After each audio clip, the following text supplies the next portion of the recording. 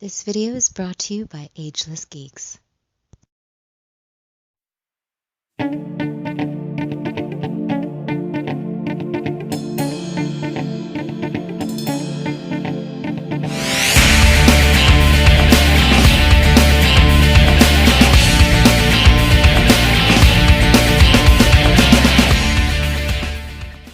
Cowabunga dudes and dudettes, this is Anthony, aka BatBomb82, and today I'll be doing a review of the DC Multiverse, Alfred, Pennyworth, and Red Hood.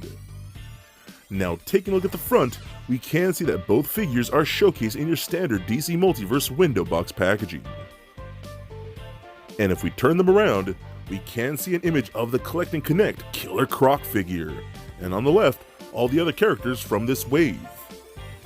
So with the boxes out of the way, let's crack these figures open and see what we have inside. And here is Red Hood and Alfred out of the box.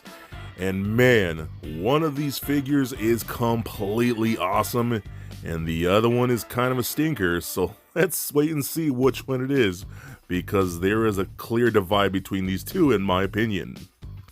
So with these pieces finally in hand, let's take a closer look at Alfred, Pennyworth, and Red Hood. Alright, now let's start off with Red Hood here.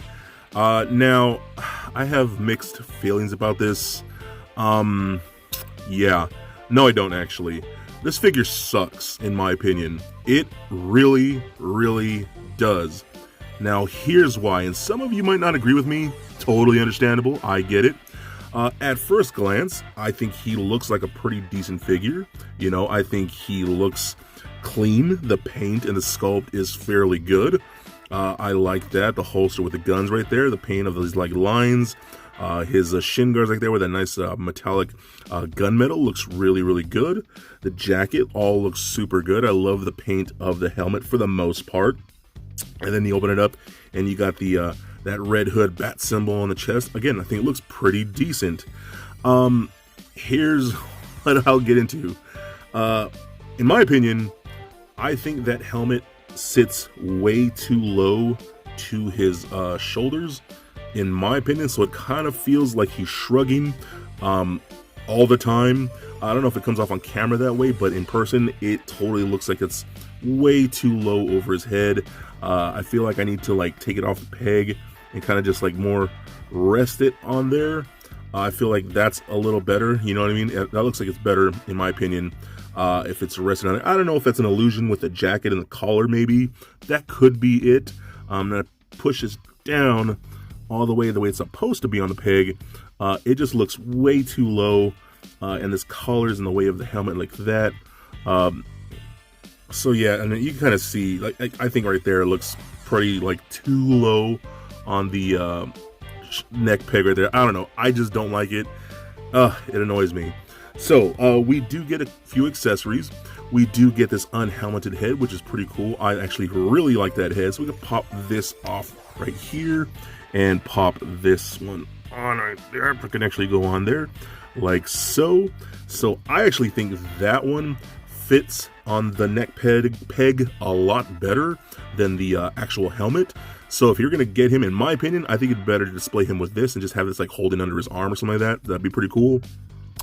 And then the only other accessories we get interchangeable hands. So we got like, you know, some gripping hands and some trigger finger hands. So those are cool. I love interchangeable hands and the fact that we got so many, along with the close-fisted hands that you get. His pistols are part of the sculpt of his holsters here. That pisses me off beyond belief. That is one of my action figure pet peeves. When you see a gun or a knife in a holster that can't be removed, that annoys the ever-living poop out of me.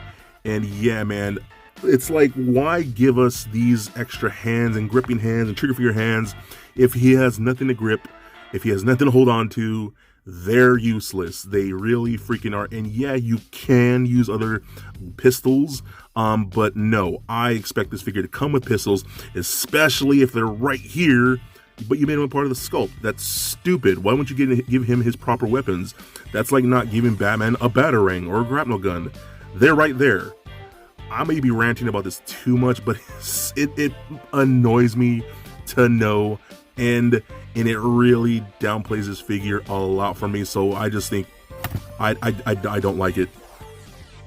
Okay, so I suppose I should show the articulation for this. So the head is on that ball joint, rolls around a tiny bit. You're mostly going to get left and right, up and down a decent amount, and that's really about it. Arms can go full 360, up only that far, so not even outward 90. Rotation at the biceps, single bend at the elbow, rotation at the wrist, as well as a hinge at the wrist. We do get an ab crunch forward that far, back about that much. Swivel at the waist. Hip joints, they kick forward that far, back none at all. Do the splits all the way out, so that's really good. Rotation at upper thigh. We got double jointed knees that just don't want to do anything, and I've tried loosening that up, it just does not work for me. That leg bends, so yeah, this one just says nope, I'm not gonna work for you, so screw you. Ankle joints go up, down, and barely an ankle rocker. Like that's it. Yeah, just barely. The way it's cut right there low, that's not happening. So yeah, I'm so disappointed with this. This sucks. So shame on you, Mattel. Shame on you. Alright, so now from one of the worst figures in my opinion to one of the greatest figures in my opinion. Mattel nailed the F out of this guy. He is so freaking awesome. I love him. Wow, this is easily, I'm not even gonna lie, I'm calling it right now, the best Alfred figure ever made, straight up, and you'll see why. So his head sculpt looks super good. Again, just ripped straight from the comic book. I love that the mustache right there, the mustache. The hairline looks great, bald spot up there, super good. I love that he's rocking his tuxedo, or his what do you call it, a servant suit? I don't know what you would call this. That looks super good. The paint, the tie looks really awesome. Two-tone grays of the vest look really good. He's rocking some white gloves. The pleated, I don't know if this is considered pleated. What is this? What is this? Khaki? I don't know. I don't even know what I'm saying right now. There's a name for this. Anyways, the tails on the jacket look really good. Pants look awesome. The shoes are fire. Look super sick. Everything about this guy looks really good. He's just super well done. Very, very happy with him. He looks great. Now, his accessories. We get a total of 4 interchangeable heads, which is nuts, man. So we get your more standard comic book head. That's really cool. We also get like evil Alfred head from another dimension. I forgot what this exactly is or for what world this is, but it's basically an evil Alfred type character, I believe. Correct me if I'm wrong. I haven't read those books in a while, so I can't remember this character's name either, but that's basically what that is. We also get the head for the 66 Batman. That is amazing that we even got that. With the glasses, his awesome mustache, the hairline, all looks fantastic. I love that so much. Not only that, we get the head sculpt for the 89 Batman Alfred. And dude, that looks really good. Both of these are some of the best likenesses I've ever seen of these actors, and both look fantastic. And Mattel did such a great job with these. So I don't know what's happening with Mattel, man. They can do some killer stuff like this for like one figure, then the next 10 figures are just caca. I don't get it, but very appreciative with this Alfred.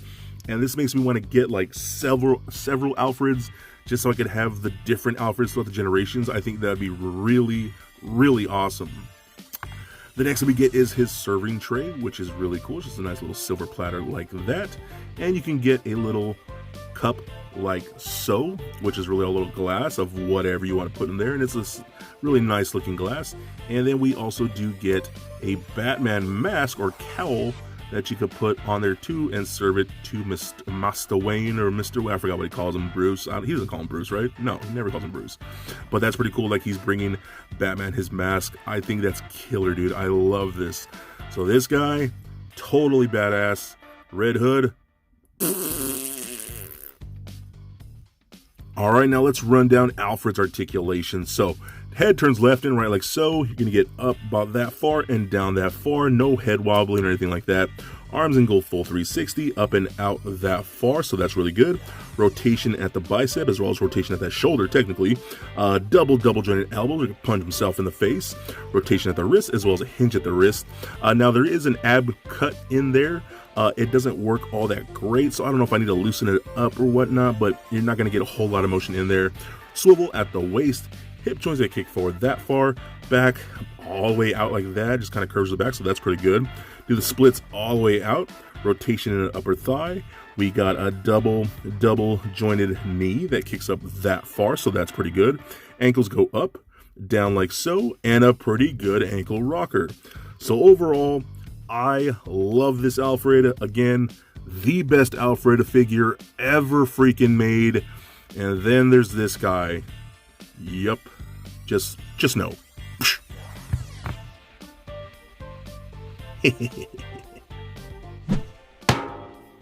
So for a quick size comparison, here they are standing next to a Marvel Legends Deadpool and NECA Batman figures. And for your multiverse comparison, here they are standing next to KG Beast and Katana from this wave that I've already previously reviewed.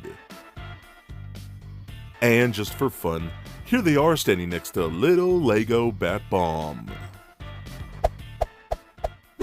So there it is, guys, my review of the DC Multiverse, Red Hood, and Alfred Pennyworth. Now overall, I freaking love that Alfred. It has got to be the best and coolest Alfred figure ever made, just because we could simply make pretty much any Alfred we desire. He's very well done, I love his accessories, and he has really good articulation considering. Now Red Hood is decent enough in what I would call great, I guess, sculpt and good paint, but his articulation is kind of whack for the character. His head does not fit well in the neck peg, and the fact that he has no guns, which is his signature weapons, is freaking ridiculous and is one of those things that just pisses me off beyond belief with any toy collecting.